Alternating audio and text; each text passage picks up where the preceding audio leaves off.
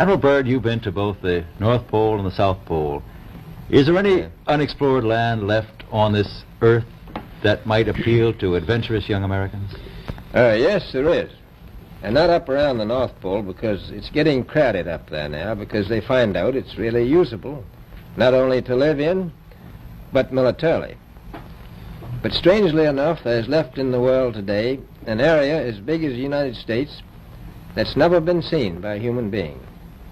And that's beyond the pole, on the other side of the South Pole, from Middle America.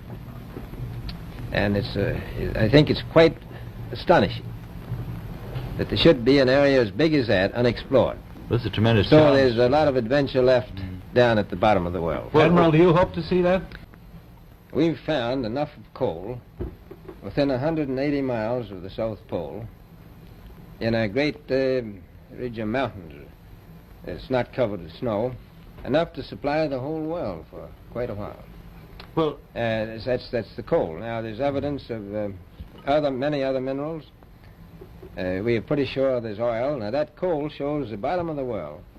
Now, by far the coldest spot in the world. Where that coal is gets 100 below zero in the winter. Well, It was once tropical. So we think there's oil there, and there's evidence, probably uranium there. is it any secret? Is there uranium there? That would be the only thing that would be practical to actually go after, I suppose. Everything else would be economically unfeasible, wouldn't it? Well, as we recklessly expend our resources, the time will come when we'll have to go after that stuff down there.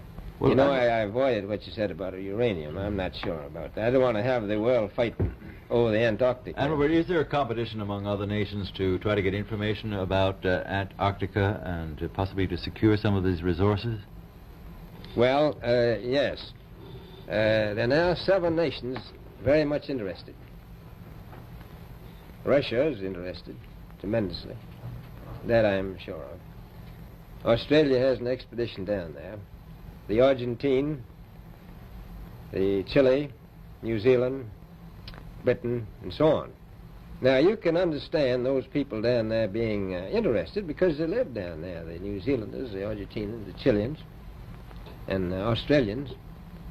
And so we don't do much about claiming anything. Admiral, you make this sound a little crowded. Are there that many expeditions now there or en route there? Well, you know, as I said, it's the most peaceful place in the world, but I don't think it will be for long because of this intense interest on the part of other nations and this nation. Well, Admiral, Say government. Well, may I ask you, is there a great difference between the top of the world and the bottom of the world? There is. Now, the North Pole is the center of an ocean 10,000 feet deep. The South Pole, the center of a plateau 10,000 feet high. The North Polar Sea is surrounded by continents slightly frozen. The Antarctic continent is surrounded by a belt of ice, frozen seas of at least 1,200 miles thick. Now, the South is a plateau. It gets, in some places, 14,000 feet up. I've been over areas about 13,000, and it's a little bit chilly up there. So there's that big difference between the top and bottom of the world. The North really isn't very cold up there on the Arctic Ocean. I compared it to